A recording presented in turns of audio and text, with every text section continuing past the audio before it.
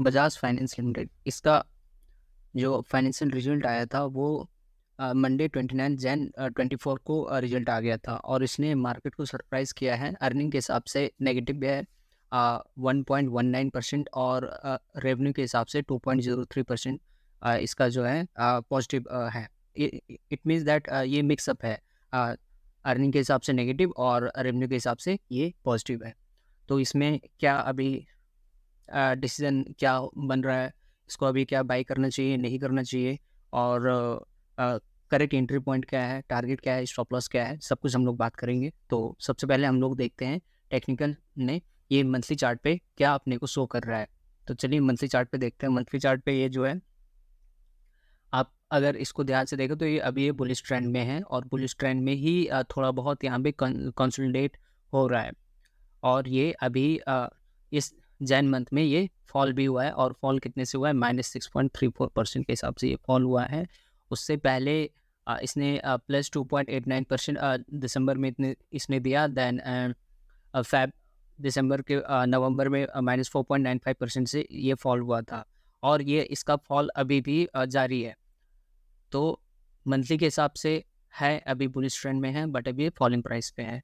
Then एक बार weekly में देख लेते हैं। वीकली में ये जो है वीकली में भी फॉल हो रहा है एंड वीकली में फॉल हो रहा है बट हम लोग यहाँ पे अब वीकली में इसका target price, stop loss and correct entry point यहाँ ढूंढने की कोशिश करते हैं। तो सबसे पहले हम लोग इसका फाइंड करते हैं कि इसका सपोर्ट लाइन कहाँ पे बन रहा है। तो सपोर्ट लाइन अगर ध्यान से देखें तो आपको दिख ही रहा है, यहाँ पे सपोर्ट लाइन इसका बन रहा है और सपोर्ट लाइन इसका आपका कहाँ पे बन के आ रहा है, 6791 के आसपास, यानी 6790 या फिर कह सकते हैं 6800 के आसपास इसका क्या है, सपोर्ट एरिया है।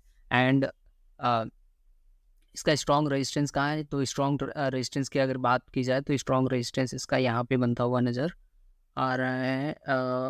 8018 मीन्स 8000 जो है इसका स्ट्रॉन्ग रेजिस्टेंस पॉइंट बन के आ रहा है।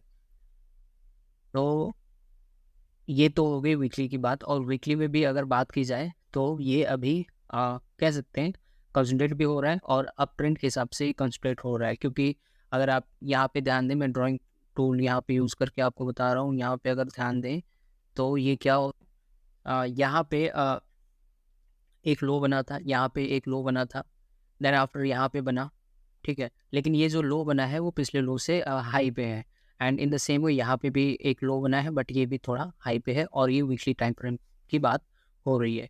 तो अगर यहीं से हम लोग देखें तो ये एक क्या बन रहा है, एक ट्रेंड लाइन भी यहाँ से हम लोग इसको यहाँ पे क्रिएट कर सकते हैं। तो मैं यहाँ पे एक ट्रेंड लाइन करता हूँ। तो अगर आप देखें तो ये ट्रेंड लाइन बनता हुआ भी नज़र आ रहा है, ठीक है।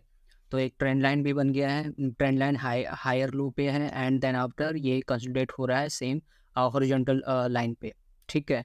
ये हो गया वीकली की बात। देन आफ्टर डेली में देख लेते हैं तो डेली में क्या हो रहा है, थोड़ा सा मैं इसको जूम करता हूँ और डेली का देखता हूँ कि इसका सपोर्ट एरिया कहाँ पे निकल के आ रहा है। तो सपोर्ट एरिया जो है इसका आप अगर देखें तो सपोर्ट एरिया वो तो सेम है, थोड़ा सा मैं इसको मैनेज करूँगा। देन 6814 एंड 6650, ठीक है। सो इट मीन्स दैट ये 6800 एंड 6900 कह सकते हैं। तो 6800 टू 6900 पे इसका जो है सपोर्ट एरिया निकल के आ रहा है, ठीक है।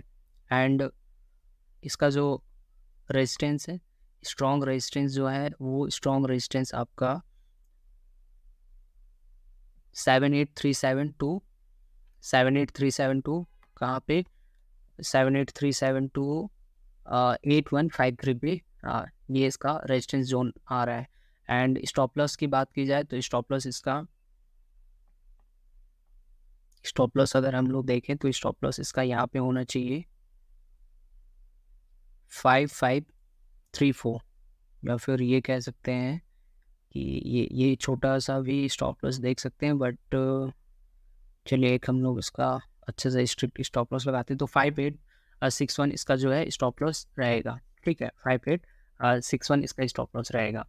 एंड सो टेक्निकल के हिसाब से अभी ये कंसोलिडेशन जोन पे है एंड ये अभी फर्दर फॉल कर सकता है।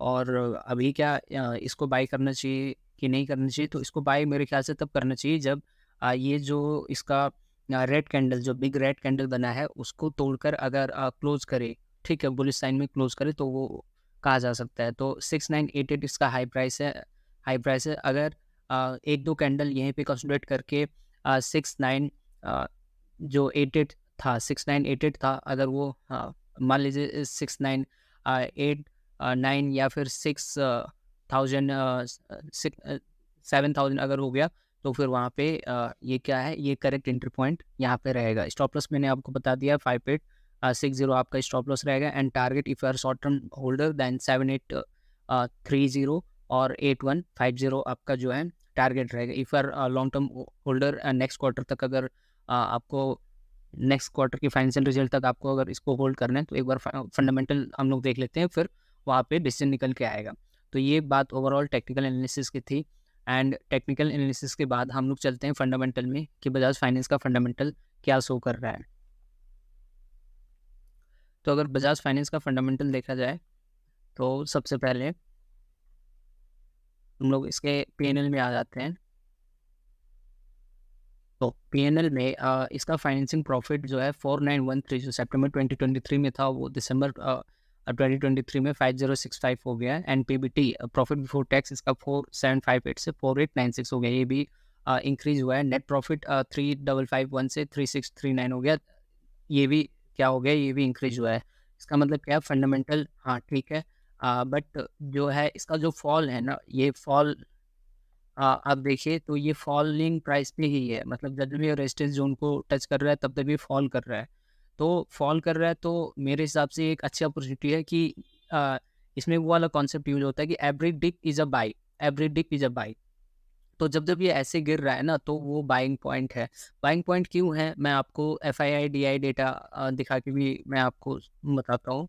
अगर आप F I I D I data में जाएँ, तो एफ आई आई ने अभी क्या किया है, 20.41 से 20.92 इंक्रीज़ किया है सितंबर से दिसंबर तक में। देन आफ्टर डीआईए ने क्या किया, 13.05 से 14.01 ये भी इसने इंक्रीज़ किया। गवर्नमेंट सेम है। पब्लिक ठीक है, बेवकूफ़ तो बनेगी ही, 10.5 से 10.17 इसका ठीक है डिक्रीज़ हो गया है। एंड अदर्स में 0.10 से 0.5% ये हो गया है। तो ये सितंबर और दिसंबर के कंपेयर किया जाए तो ठीक है, एफआईआई भी पॉजिटिव, डीआई भी पॉजिटिव, दोनों लोग अपना स्टेक बढ़ा रहे हैं, ठीक है।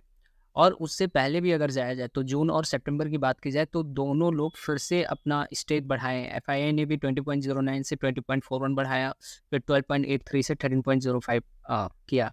यानी कि अगर जून से दिसंबर तक का देखा जाए, तो ये लोग अपना स्टेक बढ़ा रहे हैं, बट अपना प्राइस क्या हो रहा है, प्राइस फॉल हो रहा है, ठीक है। जून से, जून का देखिए, जून का कहाँ पे था, यहाँ पे जून था, इन जून का यहाँ पे था, ठीक है, जून का, ठीक है, ये रिजल्ट आया होगा, है ना। तो जून का यहाँ से तो बढ़ा होगा, यहाँ यहाँ से बढ़ा, ठीक है, फिर नीचे आ गया, ठीक है। जबकि एफ आई डी आई अपना स्टेक बढ़ा रहे हैं, फिर ऊपर गया, फिर नीचे आया, फिर ऊपर गया, फिर नीचे आया। और अब भी क्या हो रहा है, एफ आई डी आई अपना स्टेक बढ़ा रहे हैं। तो दिस ये कहा जा सकता है कि ये एक अच्छी अपॉर्चुनिटी है, बाइंग अपॉर्चुनिटी है, और ये अपने सेक्टर का लीडर भी है।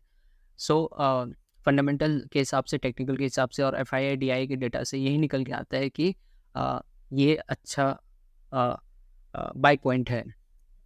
इसको आप बाई करिए, होल्ड करिए, नेक्स्ट क्वार्टर तक आप लेकर चलिए। नेक्स्ट क्वार्टर में अगर अच्छा रिजल्ट आता है, तो फिर इसको एग्जिट मत करिए, क्योंकि वो अभी अपर प्राइस पे ही जाएगा, ज़्यादा ऊपर ही जाएगा, ठीक है। तो आप ये इसको देख सकते हैं। Again one disclaimer, I am not a SEBI registered advisor. So आपको इन्वेस्टमेंट करना है, सोच समझ कर करिएगा। इन्वेस्टमेंट को अपने डाइवर्सिफाई बना के चलिएगा, ठीक है। तो आपने इतना समय दिया उसके लिए थैंक यू वेरी मच।